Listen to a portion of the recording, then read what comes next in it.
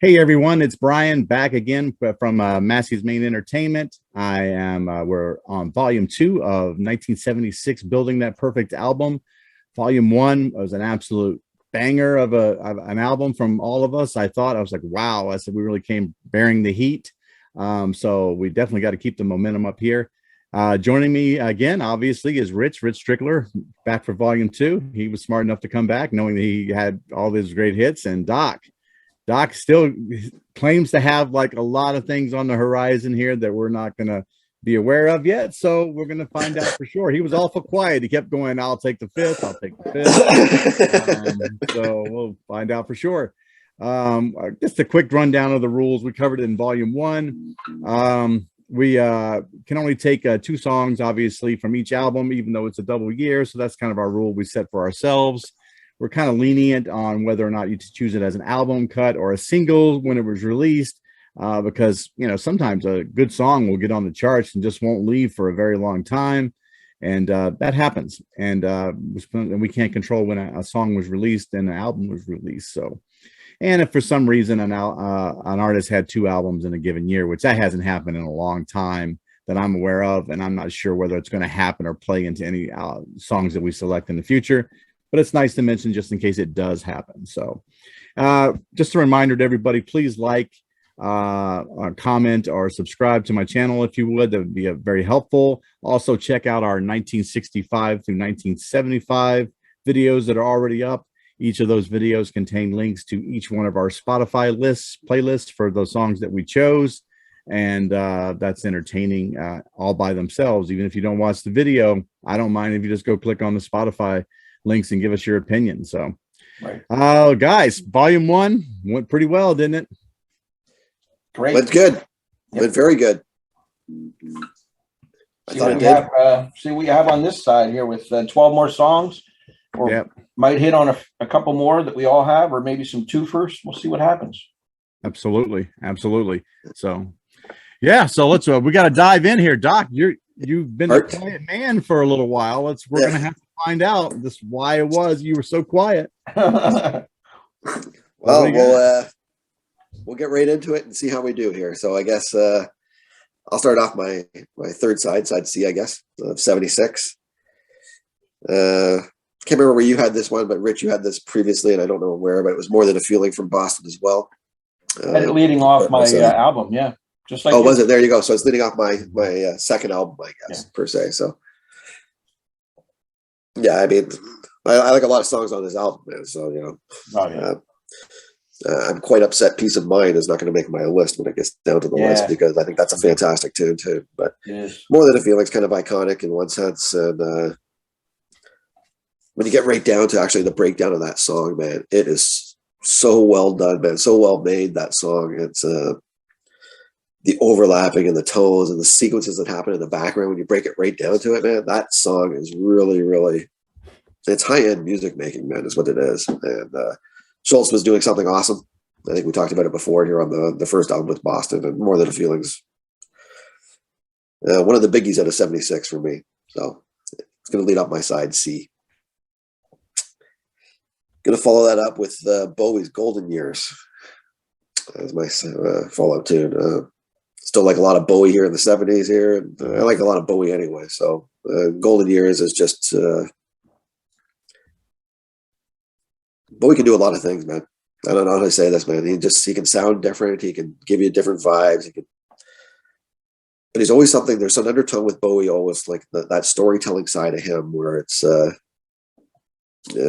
I think you mentioned it before, Rich, where you're talking about his lyrical writing and stuff like that, where it's maybe overlooked in a lot of ways. It is. This is like right in that spot where I would say that this is bang on to what you're talking about, almost in that front there. Golden Years is a great Bowie too. That's going to be my second one in.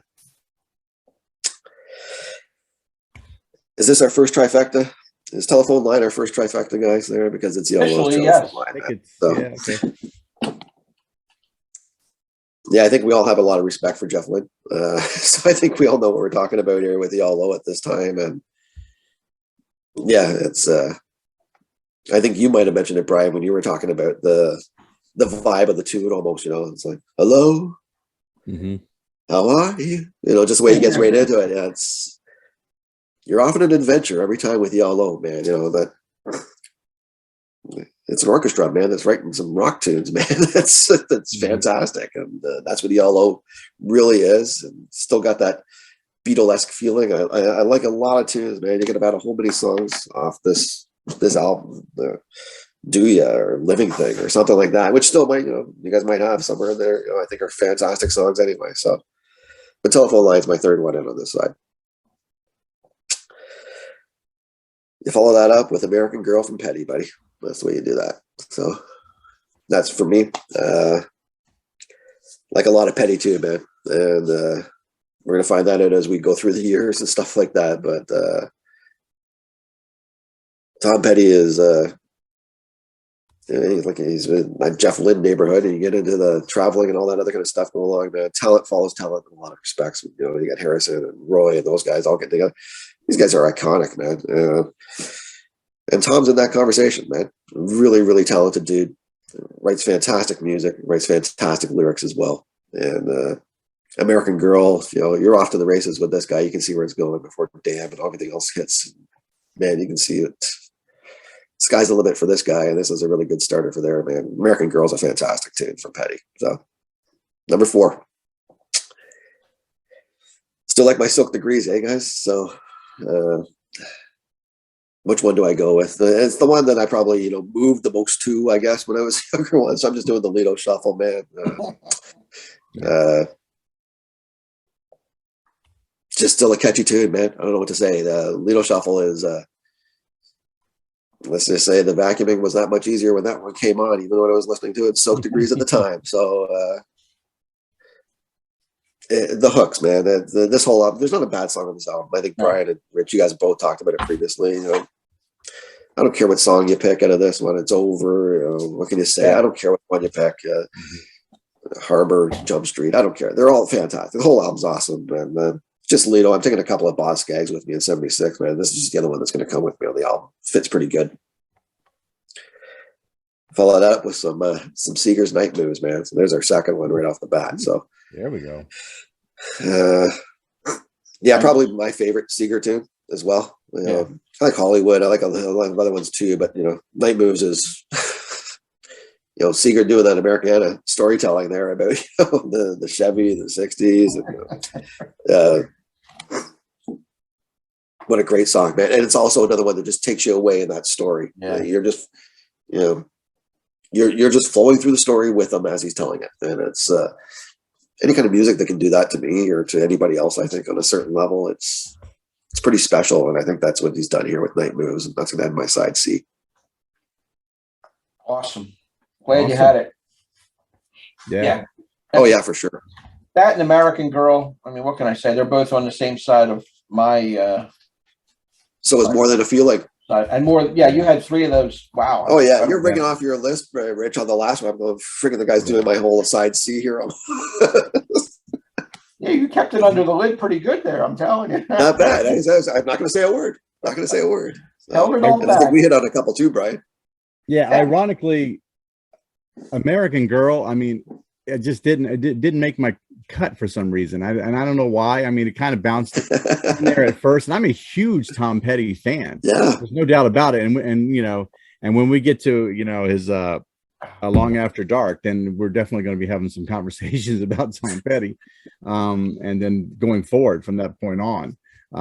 But man, he's a tremendous talent. But for some reason, it just I had to fit stuff in here and can connive a little bit, and it just didn't fit well. So I feel bad about that, but I mean, it's a great song, but didn't quite make it. But yeah, and I also have something off Station to Station, just not Golden Years. So that's it's not Golden Years. Yeah, it's not Golden Years. So that's coming up. Yeah, I may have something off that album too. I might hold back on that, but right. I'm gonna do a doc and just keep my mouth shut. Sometimes it pulls well. Like I said, side C for me, I thought, we hit on a few there. So I think we have maybe a couple of trifectas already there, guys. Yeah, so I think that was without revealing anything. Yeah, solid. I'm going to hold out hope there might be one more, but I don't know how this goes. So no foreshadowing, but it's all on you, Brian, when we get to you, buddy. That's all I'm going to say, brother. So feels like it. So if I try to finish off my album in 76, how do you go, right? So I've had some different vibes, right? Heavy, soft. Goes back a little heavy for me, man. So that's just the way it goes. So started my first one with TNT from AC/DC. I'm starting this one here with Dirty Deeds from AC/DC, man. So okay. Catchy riff, rock and roll, heavy sound, AC/DC. That's what you get. It's coming right at you. Like I said, they're not going to blow your mind with any deep lyrics or anything like that. You want a catchy rock song that's got some great catchy that gets you to move. Go listen to some AC/DC, man. If you can't move to that, then you got a problem. maybe, go talk to somebody, man. I don't know. AC/DC, if it doesn't get you in the mood to do something, they play this as hype songs. AC/DC is probably the most hype played band for any sports event you might go to anyway, maybe in the history of music. So they just got catchy tunes, man. That's what they are. Dirty Deeds starts it off, man. Now this one might be a little bit deeper on the next one here. So going back to my Aerosmith rocks, man. I don't know what to tell you. It's Last Child from Aerosmith, man. Right on, Brian. Cool, brother. Nice. Just a great. This is like the bluesy, almost undertone blues rock that I'm talking about with Aerosmith, man. That is just a straight at you rock band in the 70s. Aerosmith's not holding back, man. Tyler sounds fantastic. The band sounds fantastic. Last Child's really catchy, man. Bluesy. I can't tell you how much Tyler's voice sounds fantastic in the 70s. You know, it changes over time and stuff like that. But Aerosmith in the 70s, man, is really peak for me in a lot of senses too. So Last Child's great rock song. My second one in. The Blitzkrieg Bop, man. How do you go from there to there, right? So I'm not really a Ramones dude either, man, but it's so damn catchy. I can't get it. I have to put it on my list because it is, and I like the tune a lot. And it just takes other ones I have on my honorable mentions out because it is so damn catchy. And like I said, I'm not a Ramones dude, but I mean, half the lyrics, when this stuff's coming out anyway, I don't know what the hell he's saying half the time anyway. I never done the deep dive on it. Don't really care, man. I just like the way it sounds. That's the Ramones. I think that's their gig and stuff like that. I think there's some talent there. They're a pretty talented group in the scheme of things for that genre of music. It's not my sweetest spot, but I do like this one, and it's gonna follow Last Child up with that, man. The Ramones are coming. This one, you guys have no idea. This one for sure. The song called Hangover from Max Webster is going to be my next tune. Max who? Exactly. Max Webster, Hangover. Now, Max Webster is Canadian. So this is my side of the 49 here. That's where you get this. Yeah. So, but you might know him later on in life as a solo artist, Kim Mitchell. So Kim Mitchell is Max Webster in that band. If you know anything from them, Go for a Soda or something like that. You might know some songs like that from Kim Mitchell. But this is pre that, and this is just a straight at you. The song's called Hangover. What do you think of the band? Take some pills. You drink too much, and this song's called Hangover, and that's what it's about. It's catchy. Great. He's a great guitarist. Very underrated in a lot of senses. He can really kick it and lick it pretty good, man, with the strings. So. Just what I grew up with. It's a personal choice. 76. I got 24 songs.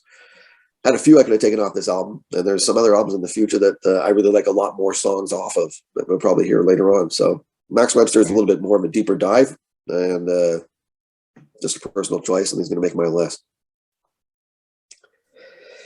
Goes back to Kansas and Carry On My Wayward Son, man. So that makes my list as well. So. Yeah, I can't leave this one off, man. This is, you're right, the progressive sounds and stuff like that. Yeah, it was one of those songs almost like when I was like a kid. I always thought, man, that song went on forever. Yeah. Stuff like that. I was starting to feel like it was just like, there's so much that happens in that song that it just feels like it goes on forever because they're putting so much into it. It's like maybe 5.5 minutes or something. I don't know how long the song is, but you get the idea that Kansas is a pretty talented band, man. And it doesn't always hit with me on a lot of their music, but and stuff like that. But you can listen. This album's pretty good, man. And Carry On My Wayward Son is maybe it's probably their biggest hit anyway, but whatever the case, it's still a fantastic tune, and also a 76 lister for me, man. How do you end it 76 for Sean? Hey, how does Doc end 76? I just told you Carry On My Wayward Song. You know, it always felt like a longer song. Let me tell you, buddy, this is a long song. I'll tell you this right now. Okay, this is how you end 76. You end it with Rush's 2112. That's how you end 76, man. This was the big FU to the companies, the record company. They're going to get cut unless they produce something and they want it to go mainstream. And they turned around and said, FU, we're doing this. We're writing our own music. This is where our sound is. This is where we're going. Mm-hmm. And 2112 is an epic. Listen, you can say what you want about Rush and stuff like that. There's not many lyrics in it and stuff like that in a lot of senses. But it's like a 20-minute adventure. You want to go for a ride. Musically, it's second to none that you'd hear at this time, without a doubt. And you'd have a tough time finding it in the last 40 years of somebody else doing something like this inside, Dream Theater or something like, I don't know, pick a band that's really heavy into their music side of things. They change up the switches, the sounds. This is Rush in 76, man. This is iconic music to me. And I told you before, man, Rush is in that year. Rush is coming. And that's we all have our sweet spots. Eagles, Jackson, it doesn't matter what it is. Rush is mine. Rush. Yeah. I got my heavy hitters, and this is one of them. Gotta put it in. That doesn't surprise me at all. You have to have it. Although I think we should penalize you, and that should count as your entire side D. But... Hey, I almost put Aquila in one time, so come on. But this Max Webster, is he on Spotify? I mean, we're able to research him a little bit here. Yes, I don't know if he's on Spotify or not. We'll find out. I mean, I wrote it down. I'm going to have to go listen now. He probably is. Yeah. Maybe he's under his other moniker, right? Maybe Kim Mitchell. Yeah. We'll look it up anyway. There's some catchy tunes in there. They've even got a crossover tune that comes out later on in life. Like I think in '80 with Rush, they did one together called Battle Scar, which is just a rocking tune. So when we get to '80, you might hear that one pop up, but you get the idea that he's got some good tunes, man. Yeah, we're sitting at 3 confirmed trifectas at the moment. More than I thought. Oh, there we go. Yeah. Blitzkrieg Bop. I'm not a huge Ramones guy, but it is a catchy song. That whole album is really. Yeah. But I didn't pick anything from it, although it's enjoyable. But I didn't dive into the Ramones for my top 24. Yeah. A lot of people would. Well, those are some surprises for sure, Doc. Yeah. Told you. Yeah. Told you side C was going to be all right. Everyone's on the same page, and side D is like, all right, here comes Doc again, throw some shit at us again or something. Yeah, I don't know. Good stuff. All right, Rich. What you got, guys? I'm going to breeze through some of this because I think 4 of these we've already hit in some context. Leading off, side C, I Wish, Stevie Wonder. Love it. My favorite song off the album there, Songs in the Key of Life. Like Brian said, he's talking about childhood and different reminiscing and that type of thing. And great beat. Just Stevie's on fire. Everything he puts out at that point is tremendous. So I'm kicking it off, and I think it's a good way to start a side too with that. Mm-hmm. There's trumpets or whatever the brass is, and get right into it. I wish that things could be back once more. Yeah, it's a vibe. Oh, it is. It's a vibe, and you can't help getting caught up in it. My second track is another one Brian had, "Fly Like an Eagle," Steve Miller Band. Nice. The space rock. I like that whole time keeps on slipping into the future. That whole. I'm going to fly like an eagle. Anything that has an eagle in it, I'm on board most of the time. Most of the time. Philly friendly song. My third track is a Doc tune, "Back in the Saddle," Aerosmith. Now, I'm not usually one to go into Aerosmith, but I had Dream On in '74, and I love "Back in the Saddle." I love his vocals. I like the way he's screaming it out. I'm back in this, that from the Rocks album. Great song. And I'm going to follow that with a hard rocking Eagles tune that Doc had, Victim of Love, which is my favorite Eagles track off of Hotel California. Wow. You know, Don Henley really brings it on that vocal too, you know. Totally. What kind of love have you got? You should be home, but you're not. A room full of toys and dangerous boys, all that stuff, you know. And then do. I heard about you and that man. There's one thing I can't understand, and he's accusatory, so it's good stuff. Victim of Love. I see a broken heart. I may be wrong, but I'm not. No, I'm not. I'm not. It reinforces that I'm not. I know what I'm talking about here. Number 5 is Bob Seger, slowing it down a bit with Main Street. Great storytelling. You know, he's seeing her through the window down on Main Street, you know, swaying her body softly sway into that smoky beat. Just great storytelling. Bob has the perfect voice for that song. Again, off the Night Moves album. That whole album's 5 stars for me. Yeah. And then I'm going to end my side with Tom Petty and the Heartbreakers. Actually, the first song I ever heard him do, even before American Girl, Breakdown. Breakdown. It's all right. It's kind of a vibey song, you know. He sort of builds up, you know, and then it's got that jam in it. Breakdown. It's all right.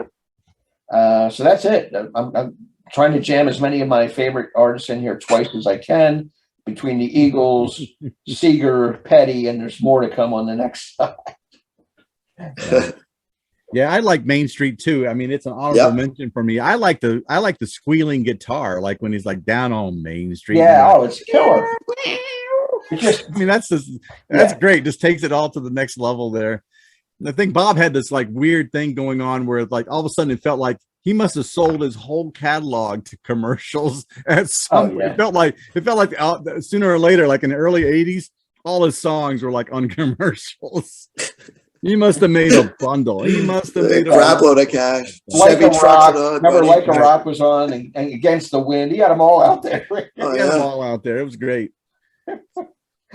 American Storm. Victim of Love. I'm glad I had company on that because that really is a standout song for me, and it really wasn't a big hit. It was an FM hit, but not really a major single or anything. Great tune. All right, now side D, my final side, kicking it off with Golden Years by David Bowie. Surprised I had that one, but I did. Wish upon day upon day, all that, Bowie, he's like a chameleon. He changes with every album. He looks different, he sounds different, but he's still fantastic. So Station to Station album here. Then I'm going to go into Lowdown by Boz Scaggs. I think that's another trifecta. Yeah, it is. Yep. Yes, it is. That's the signature song here. That whole it just grabs you. I can't even explain how it does, but it's that whole vibe. Their baby's into running around, hanging with the town, all that stuff. Boz has a cool voice, jazzy yet soulful yet rhythm and blues. He's got it all going on there. Then I'm going to switch it up to Steely Dan, another twofer for me. Kid Charlemagne off of the Royal Scam album. This is about a drug dealer, hide the test tubes in the scale and all that stuff. Kid Charlemagne, killer guitar solo as well. I love the Royal Scam. It's a great Steely Dan album. The last 3 songs here are going to be a little bit more off my radar, but I thought they were big songs that year, especially this next one, and that's Gordon Lightfoot's The Wreck of the Edmund Fitzgerald. I love this song. Hey, there we go. Got a response. I like how he weaves in the Great Lakes into the storytelling too. Yeah. I mean, it was a real incident that killed 29 people. Absolutely. They never recovered the bodies to this day. But just listen to some of this lyric writing where he somehow gets all the 5 Great Lakes into the songwriting. Lake Huron rolls, Superior sings in the rooms of her ice water mansion. Old Michigan steams like a young man's dreams. The islands and bays are for sportsmen. And farther below, Lake Ontario takes in what Lake Erie can send her. And the iron boats go, as the mariners all know, with the gales of November remember. Just beautiful stuff. Anybody that can take a real life incident and make it a song of their own and relatable and emotional and, heartfelt, whatever.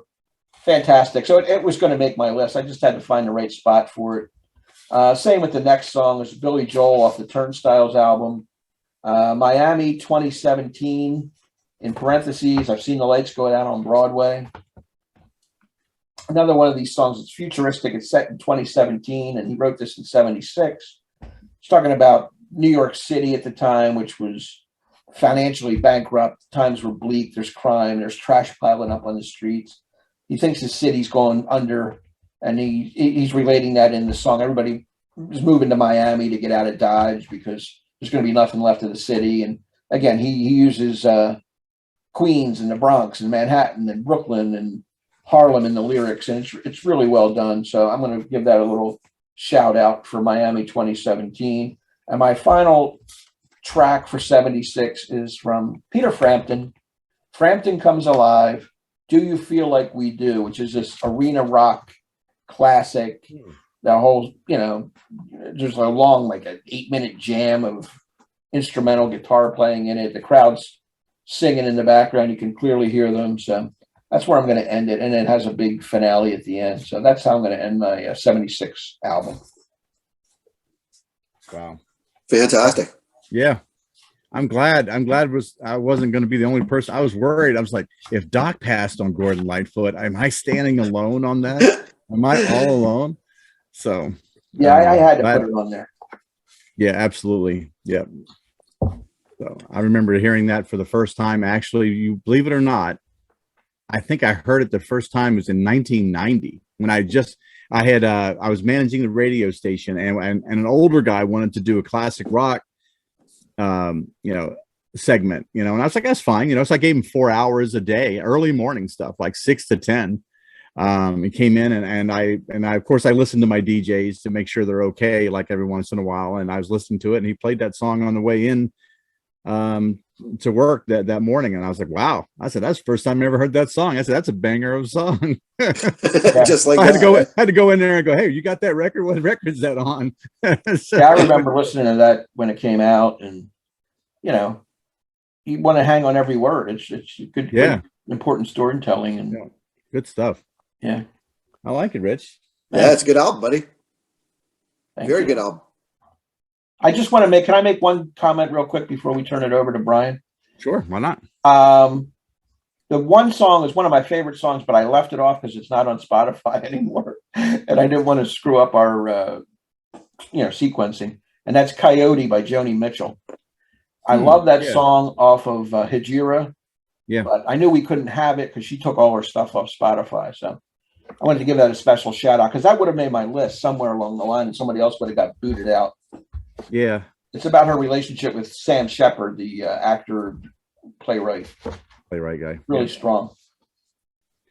I'm Excellent. sorry. Yeah, I've kind of felt the same way. There was stuff I left off recently that of Neil's. Yeah. And stuff like that. It's just because the problematic part of putting it on the playlist, or just I don't know. I have this moral objection to those who are taking their music away from the fans, thinking they can hurt big corporation by doing so. And it's I don't see their objections being used in a proper way. I think it's better to fight them, up in the spotlight than it is to like just recede into the background by taking your music away. That's my opinion, but I don't want to get political on this show. So.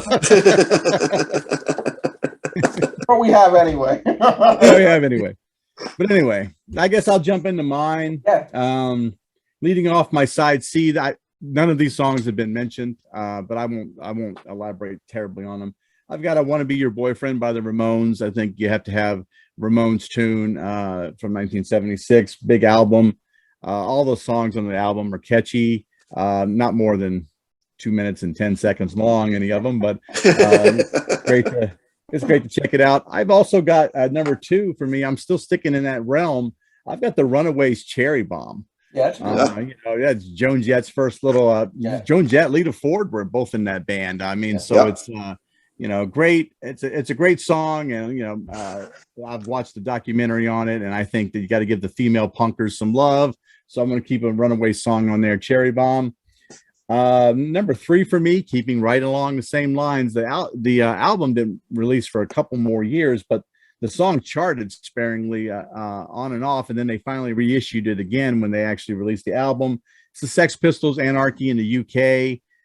Song is very punk, very early punkish, and even though I don't think the Sex Pistols had an impact like the Ramones did, I think that they're definitely a band that's worth mentioning. I think that's important for the punk scene. Number 4 for me, it's from Station to Station. You guys had Golden Years. I had the title track from that. I feel like I like this. This is my favorite Bowie album. I know that's really odd to say when you have Ziggy Stardust out there, and a lot of people are big fans of Low for some reason. But I'm a fan of Station to Station. I like the material on that. And this track here is probably a little under 10 minutes long, but it doesn't feel it at all. I think it's a really great track. Number 5 for me, I've got Marvin Gaye's "I Want You." I'm a big fan of Marvin during this little span here, like, from probably 70, 71 all the way through 78. I'm a big fan of Marvin's work. He's going through a lot of different stuff in his life during this span, and his material reflected it. He's just a tremendous songwriter. And closing it out, I'm kind of surprised that maybe nobody had anything, but although this album is kind of a little bit different album for Bob, I've got off of Desire, I've got One More Cup of Coffee from Bob Dylan. That album is it's a really great album. It's not like I don't think it's anything that's going to have a lot of songs that are commercially viable songs when you think about like songs you can put on the radio and make money off of. But the documentary on the making of this album and while he was out on tour with this album, I think Scorsese actually did this documentary, as a matter of fact. I know he's a big Bob fan. But it's a great album. It's a great track. And I wanted to have an obscure side completely from 1976. And I think I managed to do so with the 6 songs that I picked here. After that, things go back to normal pretty quick. So that's side C. Cool. I love it. Yeah, it was a big year for punk. I like how you know, integrated some of the punk tunes in there too. Yeah. I thought it was important. I think we got everything kind of covered off. I think in the spectrum of like what music entails in 76, between the 3 of us, we've covered a little heavier rock. You got some punk, you got some, R&B. R&B. We got still the lyrical writers and everything else. We got kind of like the gamut, I think, covered here. Absolutely. I think we're right. Yep. Yep. And you rang off a couple even on my honorable mentions. You both have over the last 10 minutes here. My honorable mention list sounds like your guys' albums in a lot of sense. So, and I can say the same thing about my honorable mentions. They're going to be Yeah. songs that we talked about or songs that were off albums that we talked about. Right. Yep. All right. So now we get back to normal on side D, making sure that we do have at least 5 trifectas.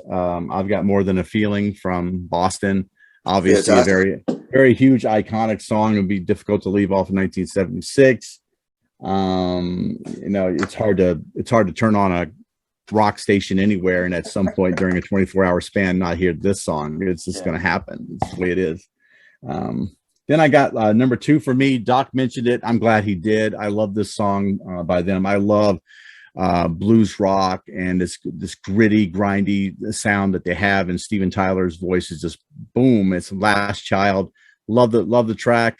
Awesome. My favorite song off of that track, probably one of my top 5 Aerosmith songs, period. The end.